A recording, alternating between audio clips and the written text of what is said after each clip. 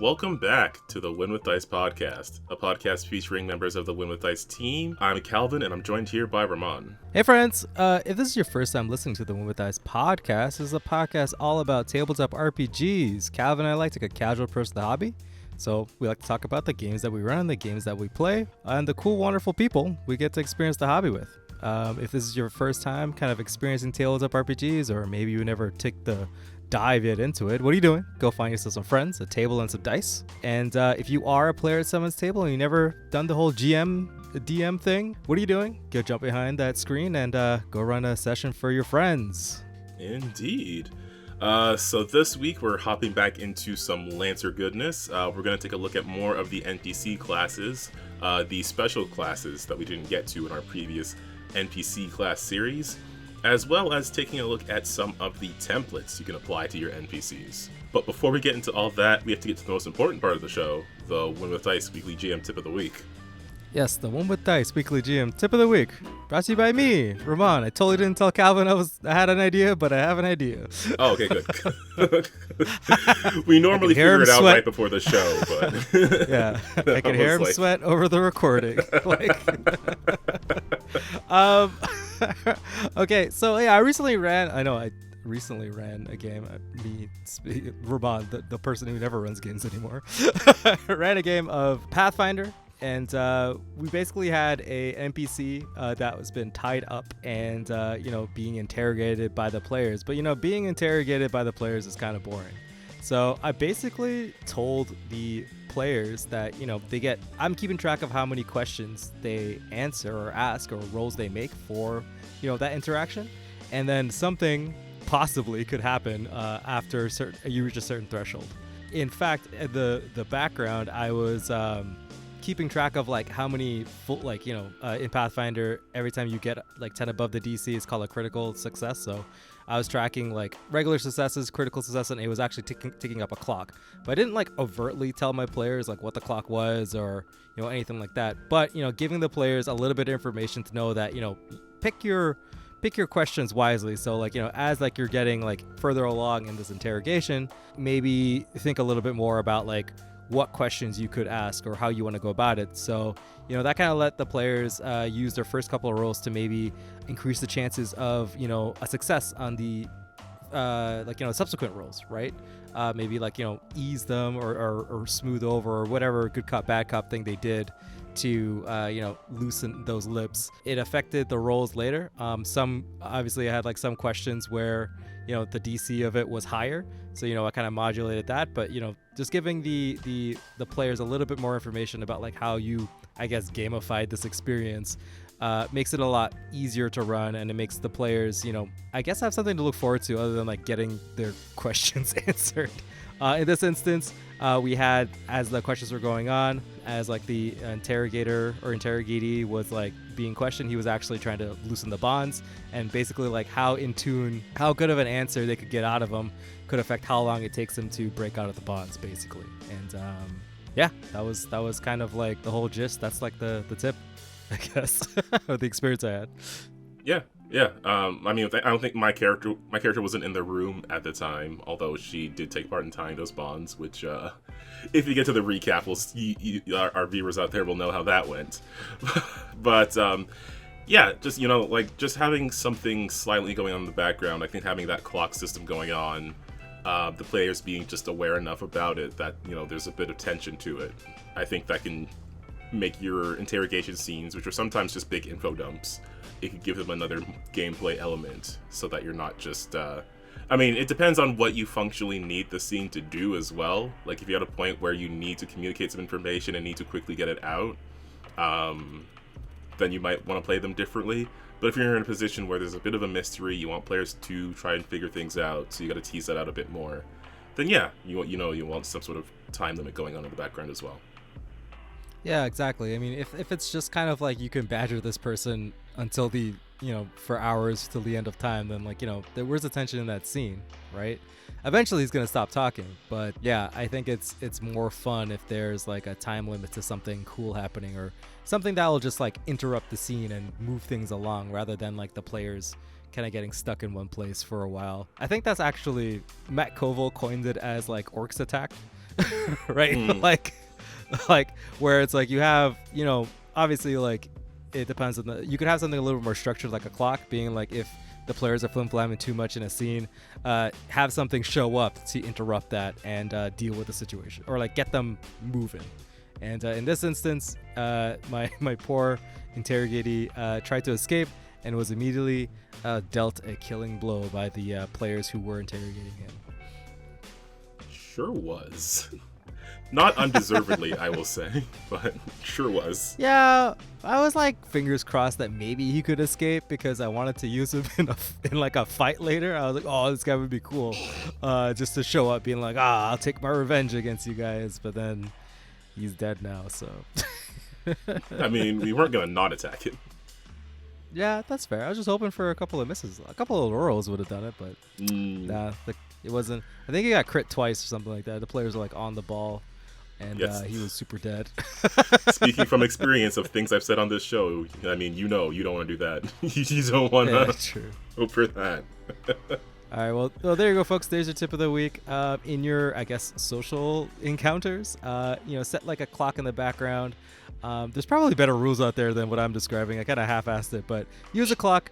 Make sure there's something to come out of it that can, spur the players into action. And it'll make your narrative encounters a little bit better. Yeah, there's definitely systems out there where you can track like someone's patience as you're communicating with them.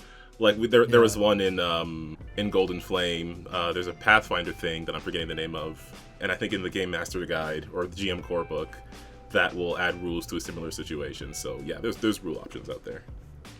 Yeah, just find whichever one works for you, or just make it up your no worries. Yeah. All right, so let's get into chatting about Lancer. Gosh, our Lancer episodes need a better subtitle than that. But previously, over the course of 4 or 5 episodes, we were talking about the Lancer Core Rulebook NPC classes, the various base classes you can apply to your Lancer NPCs, and the abilities that will come with them that you can customize the base class into something else.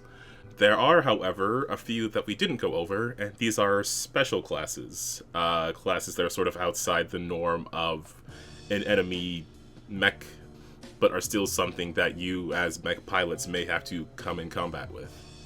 Yeah, I think it should be called our, Lancer Core Rulebook Review mini-series. That's what really it is. That might actually be a good idea, because then we could go over, individual... chassis and stuff like that, and licenses. Yeah, just I think that's what's happening. So let's just give it an official stamp of approval. Calvin, put it on the screen. Just be like, this is what it's called. Okay, I'll just flash some text. Yeah, if people want to see that, actually, let us know in the comments below. And yeah, maybe we can work on something like that. Mm-hmm. But yeah, let's dive into these special classes, or not mech classes, I should say. But I think I want to start off with the one that you like the most, Calvin. I'm pretty sure. Oh, really? We're not going in... I mean, it's not even in alphabetical order, so I guess it doesn't matter. But sure, we can start with the one that I like the most. The Monstrosity. Yeah. Yes, it's Godzilla and friends. And Turkey Dora and whatever else. Yeah, whatever else to come when they mecha Turkey Dora, when they rebuild Turkey Dora for vengeance. Yeah, monstrosities, giant, large, horrific, natural predators, unusually large mech-sized creatures that, are a danger to you and all of your friends. They would eat you if you weren't covered in metal, so really they have to get rid of the metal first, and that's how they get to the nice gooey inside bits. You know what I mean? It has, we're at base. We talk we look at all of these templates at tier 1. So it has 3 hull, 2 agility, not good at systems obviously, and not good at engineering. It has 1 armor, 14 HP. It has a reactor of 1 because lol. It's a thing that's alive. It's got save target of 10, speed of 6, pretty fast, evasion of 10, and e defense of 10, and the sensors of 10. Yeah, pretty basic. Yeah. And it has its own like thing at base features called unique physiology. So basically it's like the structure table, but for if you are a living thing. Like glancing blows are like, the monster's in pain, so like you get impaired. 3 to 4, it's a powerful hit, so they get knocked prone. Should we explain the structure concept before we get too deep into that? I mean, it is a Lancer episode, but I also want to make sure that people who are hopping into this, Lancer is a mech RPG, by the way. No, I just want to make sure that people hopping into this understand the premise of the situation here, because normally with Lancer, if a mech its HP is reduced to 0, if it has multiple structures, then that means it'll take structure damage, which is where the HP bar will reset, but it will inflict some sort of significant impact onto the mech. And normally that involves like losing access to a weapon or system or something like that, or some sort of meltdown. But obviously a monstrosity, being a biological entity, it can't necessarily melt down, but it will have its own structure damage, which is based on a D6 roll. Yes, and it's a D6 roll. I think it takes, and it's like once you have multiple structures, you roll multiple D6s, taking the worst one. I always just assume that if once we get like pretty deep into these, it's like we assume that you've watched the other ones, which is incorrect. That's fair. For me to assume. That's a fair assumption. I just wanted to make sure. Yeah, or at least you have some familiarity with the game, Lancer. But yeah, I am. Thanks, Calvin. I appreciate that. Then I guess kind of going back. Glancing blows, powerful hits, dismemberment. You lop off a chunk of the monster or blow off a limb or something like that. They take a further D6 damage and become slow for the rest of the scene because they're in pain. And then there's a direct hit, and depending on the monstrosity's remaining structure, some stuff happens. So it can be stunned if it has 3+. 2 structures must succeed a hull save or be destroyed because you're going to blow this thing up. Or 1 structure and the monstrosity is destroyed. I'm starting to think that maybe you could do a fun campaign actually where the monster of the week just explodes. Like Power Rangers, where they just get big and then they're like. I will say getting into Power Rangers recently is going to have some impact on how I run monstrosities in the future. I know, right? And then, obviously, multiple ones is fatal hit, so the monstrosity is just destroyed because, you got that headshot or something to that effect. And, it has claws, and then deadliest game, the monstrosity has at least 1 optional mutation, which is, like, the optional features that you get. So, the claws is a pretty good attack. It does 6 damage, which is significant, and it's accurate. It is only threat 1, so your monster's got the mitts to hits. Yeah. Wow, there's a lot of stuff. Calvin, you should have used a lot more of this stuff. Well, here's the thing. So there are quite a few options there for optional mutations. I certainly use some of them, which we'll probably go over. Actually, maybe I should hold off my story until we actually go over the things, but I do also have to make certain things fit with the themes that I have created as well. So I had to do some custom stuff when I was running my giant 3-headed turkey monster. It's true. All right, Acid Spittle. It's range 10. It does 3 energy damage because acid's an energy, because it's hot, right? +1 attack bonus, and the target is shredded until the end of its next turn, which I think is pretty good because you could, you can just like spit at somebody and then next turn claw them if they don't take their turn again. Adhesive secretions. The first character damaged by the monstrosity each turn succeeds an engineering check or becomes slowed because you goop them up. This effect lasts until the target regains any HP or at the start of the scene. Wow, that's horrible. That's so bad. You should use this. It would have narratively, just looking at it, gosh, I do want to talk about my stupid turkey monster, but we'll come back to that because it is giving me an idea. I think I'll use it for the Mecha Turkey-Dora. Yeah, Mecha Turkey-Dora. Ooh, secrets. Spoilers. Burrower. The monstrosity burrows on the ground. While it burrows, they count as invisible. It's a quick action, and you can freely move the spaces occupied by other characters and obstructions. However, you can only move, boost, or merge merge into a free space as a quick action. When the monstrosity emerges, all character adjacent must do a hold save or be knocked prone because, it's doing the giant worm thing. Just busts out of the ground.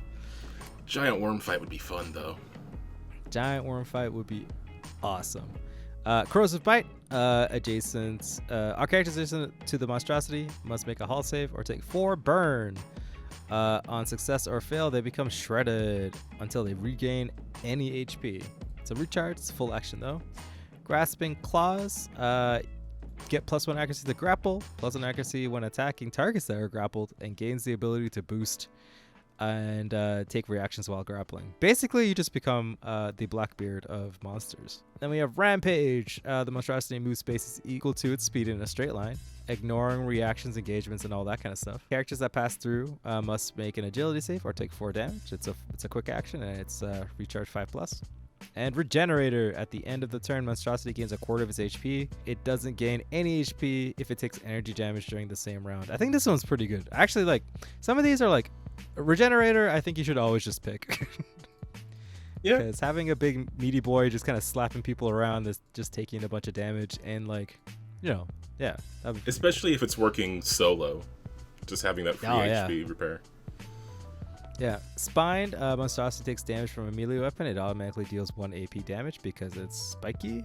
Swift, once per round, the monstrosity can boost during its turn as a free action, which is wild. Stat 6 movement. That's like, you could go up to like 18 spaces. That's a lot of map to cover, Tempered High, the monstrosity gains resistance to 2 of the following damage types, like kinetic, energy, explosive. And if this reduces to half of its total HP or less, it loses resistance, obviously, because it's getting like attacked. If it has any structure, it regains the resistance when its HP returns to full. So yeah, that's pretty cool. And then wings. Your monstrosity can fly. It doesn't need to land, and it ends its movement. So yeah. Yeah, I definitely used the wings. Yeah, I was gonna say Tempered Hide. I can see why it works that way, like mechanically, like where if it's below half, then it loses that resistance. But it is weird that the resistance then comes back after it structures, because it's like, how does that, like, what is that represented in the story with? Like, it just gets that resistance back somehow and then loses it again. Calvin, its HP bar refills. It's like its second phase. Yeah, I know. I'm just saying, I would probably do something like if it's on its last structure or something else like that. I don't know. It feels weird to lose it and then regain it, but I get why mechanically it does that. I think that it would be cool if you just, for like the first structure it just has it, and once it loses its first structure, then you lose the resistance too, right? So like the beginning of the fight, it's going to be tough, but then afterwards it's like, because you cracked the shell already or whatever its defenses is, then it's like easier to fight moving forward. Yeah, if it's got 2 structure, then that's functionally the same thing. It's just that the halves are in one structure and then the other instead of split between the 2. Yeah. Also, I think that the cool thing about monstrosities is that like everything in Lancer, like you could just take abilities from other stuff. So if you wanted a crazy stalker person, like stalker monstrosity, then just like give it all of the invisible stuff, right? If you wanted to breathe fire, just go grab the flamethrower from like the pyro, like I did. The pyro. Yeah, the pyro class. Yeah, like, do all the things we said in the other episodes. Yeah, I don't know if I dived... No, I probably did talk more details on what I did with the big turkey creature. But the way that thing worked is it was basically made of 4 different parts, which was like the main body, and then each head had its own different abilities. So one was acid spitting, so it had the acid spittle attack, it had the corrosive bite. One was fire, so it had the pyro's flamethrower ability. And I think it had something else that I'm just forgetting at the moment, because I don't want to open up my foundry in the middle of a recording. And then the other one was ice powers, so I had applied Spined to it, because I just imagined like it has like ice spikes on its head. But as well, it needed an ice attack. And at the time, what I had done was taken, I believe it was from the barricade, I took the Graviton Lance, because on a hit, it slows the target. And I had just narrated that as an ice beam. But looking at the adhesive secretions here, I could just reword that as well. Like, I could give it those couple of abilities. The Ice Beam being the Graviton Beam from the Barricade, where it slows a target. And also, the adhesive secretions, it could just be, like, a target getting covered in ice. And then it has to escape by, either... Again, like how it works, either the target is stuck there for the rest of the scene, or until it regains HP or whatever. I mean, I might change it from an engineering save, but either way, like... I mean, again, if there's a Mecha Turkey Dora, that might come back. Yeah, for sure. Or like Turkey Dora Plus or whatever, where like somebody's genetically engineering Turkey Doras. That would be pretty cool. That would be a terrible idea, and I hope no one's doing it, but I guess I'm in control of that. Yeah, I think I also evil used scientists cackling out there in the universe, like ah ha ha ha. Like. I partway through that session, someone had commented in character that this was basically another like what has science done kind of situation. And I was like, oh. So I can't do evil scientists next time. Well, accidentally evil, because the first time they accidentally angered a moon, and then this time they accidentally woke up an ancient turkey monster. Now the moon is creating turkey monsters. That would be pretty fun. Well, we'll see. Yes. Okay, cool. Yeah, so that's the monstrosity. So now we're gonna go to the squad. Squad up. Dudes with guns on the battlefield. I use these. I don't think I've ever really used a squad before, but I think like at some point of the campaign that we ran, the streamed game, the Lancers had like a crew that I said like, hey, like they have names and stuff like that, and you could like use them on the battlefield using the squad rules. I think that's what I wanted to, so it would be kind of fun to have like dudes on the ground, because realistically, like if there's like a war scenario, there's lots of dudes on the ground, right? Like I think in like most depictions in the Lancer book, like the images, there's mechs and people fighting on the floor, right? But we usually just like, not represent that on the battlefield, because they're like, you're a walking tank. Like a lot of small arms wouldn't really affect you. Although in the real world, tanks are fucked up a lot by people on the ground. Like, oh. Yeah, like if you could just get near a tank as like a person, like it's like that's what they did, right? They would actually just throw landmines, throw grenades, like get onto the before like drones and stuff existed. But yeah, it was just like people blowing up tanks. Okay. I mean, tanks blew up tanks too, but like there's still people inside, right? Like I think there should be more of that. Yeah, that makes sense. I mean, that is something you do sometimes see in mech media. Most recently, if people were watching the gaming streams, you would have seen something like that in the Titanfall gameplay, particularly in multiplayer. I don't know if it ever happened on stream, but there is an ability in the multiplayer to like climb onto someone else's mech and like drop a grenade in it or something like that, or take it over. I think that was more in the first game, but there was some of that in the second game as well. Yeah. And yeah, like as the mech in Titanfall, like you would be like you start off just playing on the ground. There are grunts in the multiplayer, just generic NPC dudes. But then eventually in the game, you can drop your Titan, you can do your Titanfall, and then you are walking around in your mech while there's other players doing the same, and you're able to combat between them as well as the other players and the other grunt NPCs on the ground. Yeah, and they also, rockets exist, like javelin rockets exist, and like RPGs and stuff like that, so it's not like unfeasible for your mech to be damaged by some dudes on the ground. I mean, heck, like as a Lancer you can do that. You're just one dude, right? Like you got 10 of those dudes coming at you, and now you got a party, right?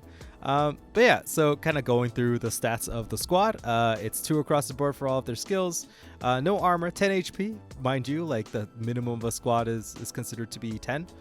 So every HP is a person. You can do that. Save target is 10, evasion 8, e-defense 8, and their sensors is 5, and their speed is 4. They have base features, soldiers, like I said, kind of you're made up of individual parts or people.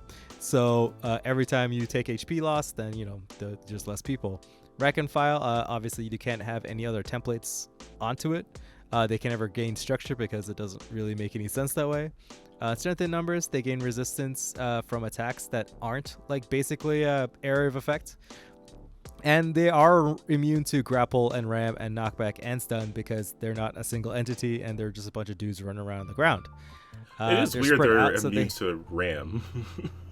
Well, I mean, like, if you hit one person, I mean, like, yeah, but it's like you can't make them fall prone. Yeah, because okay, I see. They're not all one person, right? Like, sure, some of them fell down, but there's like, I don't know, like. All right, fair enough. To me, I see as like the squad as like a terrain piece with HP. Like, like it doesn't interact the same way as like other, like, I guess, obstacles, right? Like enemies and stuff like that, but they still can damage you and make attacks and stuff like that. So that's kind of where I see the squad is. They're spread out, so they're size 4, so they take up 4 spaces because they're not 4 spaces, but they're size 4. So they have a pretty big footprint, but that footprint you can like move it across because it's like kind of the area of which the guys operate. So like they can move around and be, through tight spaces that like a size 4 mech wouldn't freely be able to move. Right. Yeah. And they can easily duck behind cover because they're undersized. So, the squad always has soft cover, even in the open, and can't benefit from hard cover. Which actually, I forget this all the time, that they should just have soft cover because they're just hard to hit. So they have a primary weapon, which does 2 damage at range 5, and an anti-armor weapon, which does 5 damage. It's AP, and it's all of their damage types is variable. So you could just choose your flavor of whatever the squad's packing. Yeah, I do kind of wish these guys could structure. I kind of wish you could make ultra squads. Ultra squads. I mean, I don't think that's. You could try. Like this. The rules are here because this is what the Tom and Miguel decided that made sense, right? But I mean, always a super secret second tip in the show. You could just ignore what the designers wanted and just make whatever you want happen. So Calvin, if you totally want to make this into like an ultra, I don't know what super squad you're rolling deep in, but yeah, sure, dude. Like. I don't know. I just had the idea of this group of people who are like. Their specific skill is taking down mechs, but they don't use them. Yeah, I mean, there's like tons of shows where like there's just the dudes who are so good at their job that they don't give a shit about being in mechs. Like I'm pretty sure I want to say in Escaflowne there's a dude who does that shit. Armored Hunter Vaden, not Vaden. I think it's Armored Hunter Vaden. I forget, but there's just like a dude with a big gun.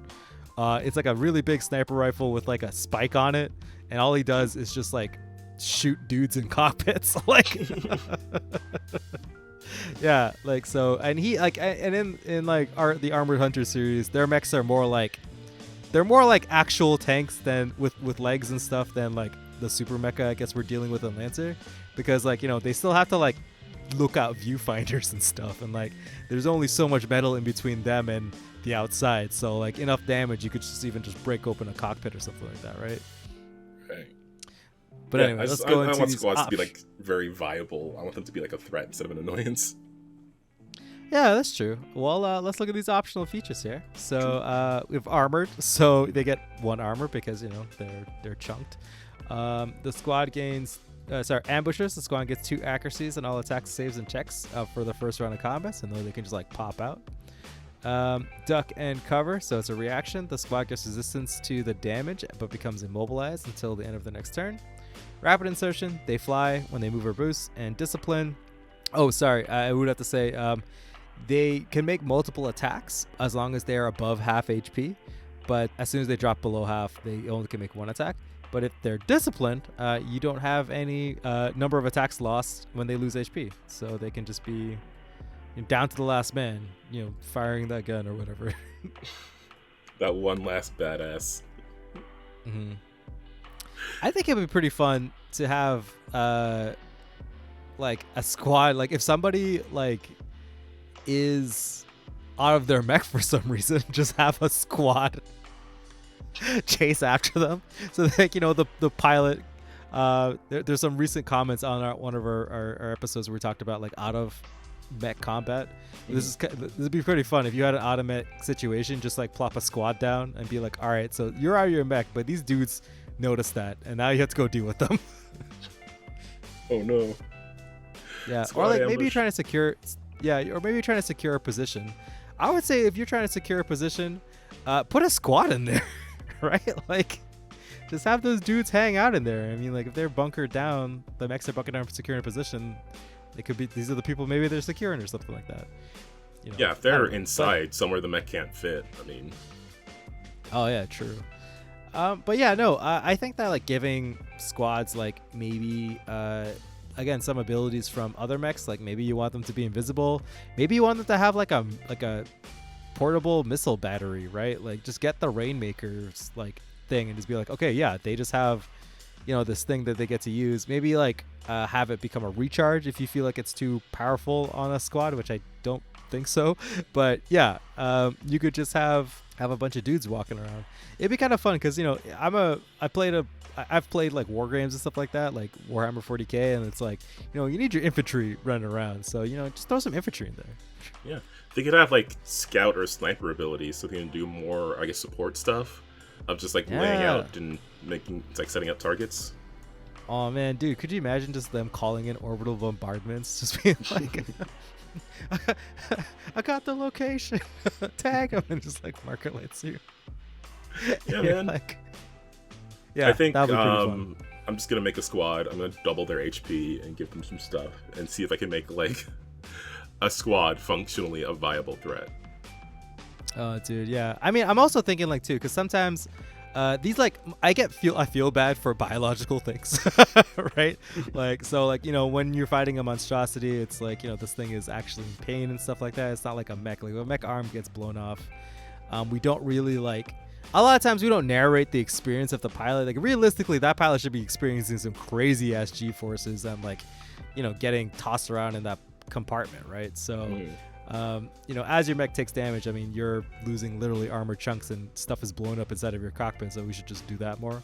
But like as like a biological creature or even like a squad, like it's kind of tough to depict that kind of violence. I think sometimes, especially when you're, shooting giant artillery shells and rockets at people, and realistically, like if one of those bullets hits a person, they're just gonna be like missed, just paste, right? Yeah. They're just gonna get missed, right? So I understand where you just want to like kind of narrate that kind of violence, but I think that you could even just say like you wound a couple of them and they retreat or something like that if you don't want to have that, or just not describe it at all and still use the template. But I definitely think that that's like also a factor where people are like, whatever, I don't want to use that. Or you could just have them be like the droids from Star Wars, right? Just like true. I mean, there's no rule saying that they have to be, I don't know, people made of meat. They could just you could have some robots. They don't have to be meat people. Yeah, you could even have them be like drones. Like instead of having just have a squad of drones. Give them like the what's it called, the rapid insertion one. Have a bunch of drones flying around, and then you don't have to think about it that hard, right? They don't have to make it so weird. Yeah, I might start doing that. I might just make squads just drone squads. The setting does, if I recall correctly, it functionally has artificial intelligence that exists below the tier of an NHP. So yeah. It doesn't have to be as complicated as like a machine with a personality. It's just some humanoid shaped drones. I mean, they could say funny stuff like the droids from Star Wars, but yeah. Well, obviously. That's important. Yeah. Okay, and then the last one is human. just a dude with a gun and a knife maybe, and then a bigger gun. And if he's a veteran, he gets 2 HP, and if he's armored, he gets 1 to 2 armor. So, I mean, this template obviously is for people just on the battlefield, people climbing out of mechs mid-battle, that kind of stuff. If you want to secure a target, right? Like maybe you down their mech, but you have to take them in alive, that kind of deal.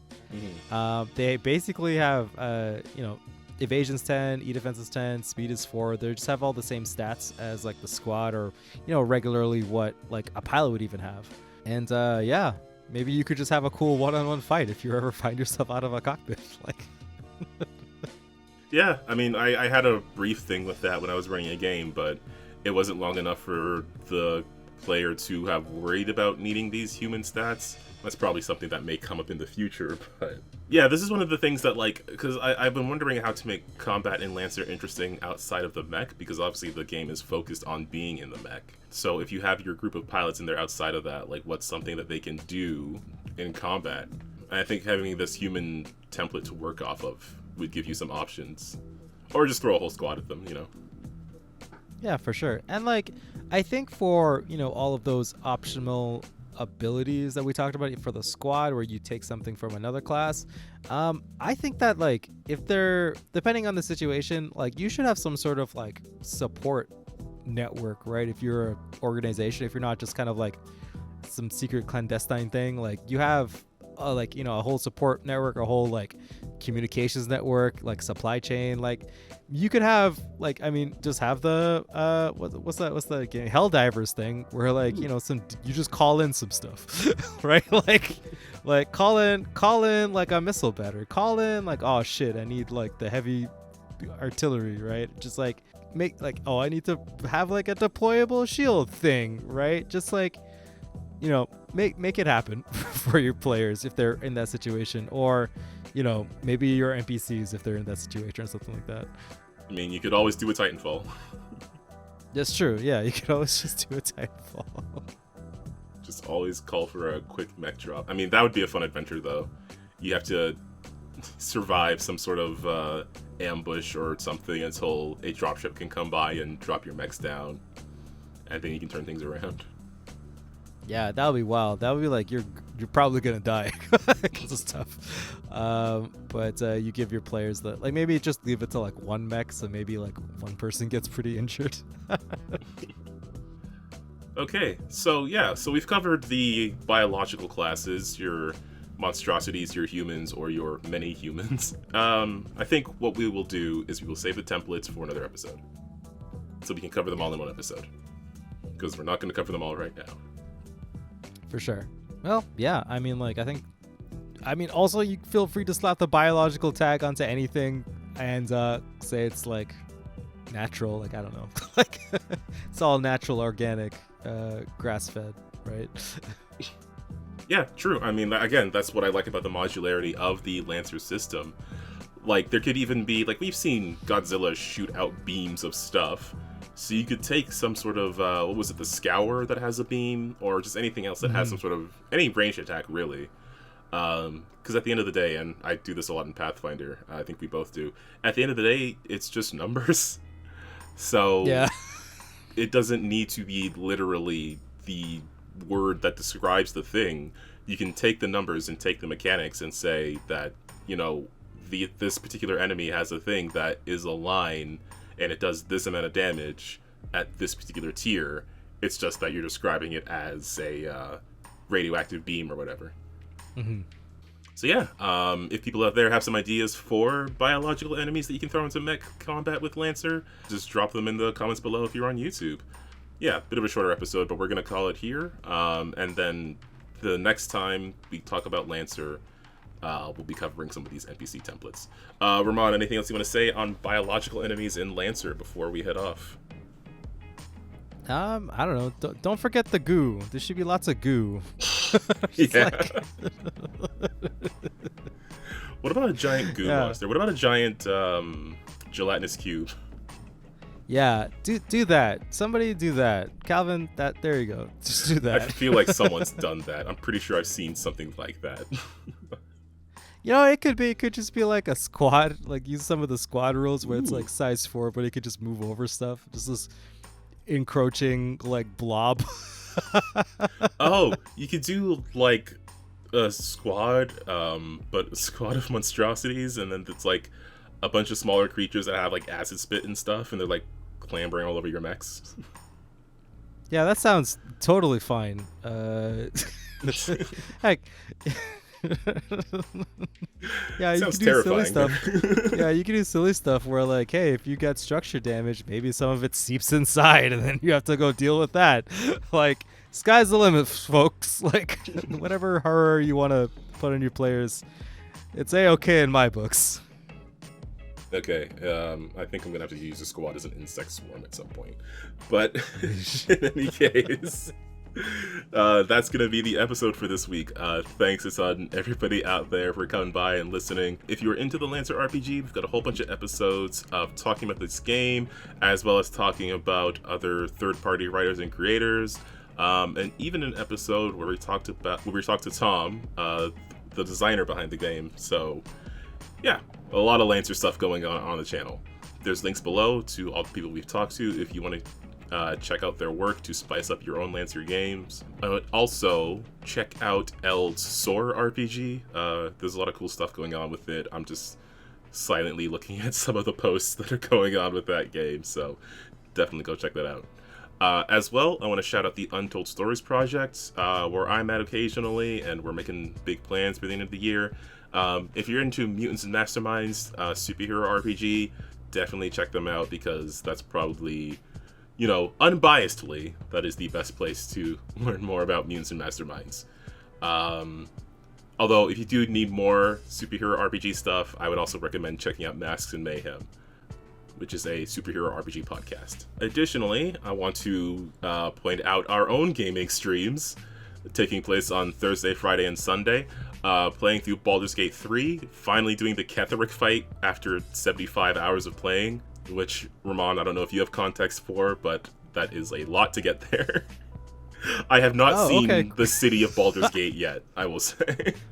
Wait, what? Is that the whole point of the game? I guess you're right. This is a simulation of a D&D campaign, so... And yep. you are all of the characters, so yes, that's a problem. I can see why. Yeah, because it's me. So maybe we will see the actual city of Baldur's Gate in the next episode.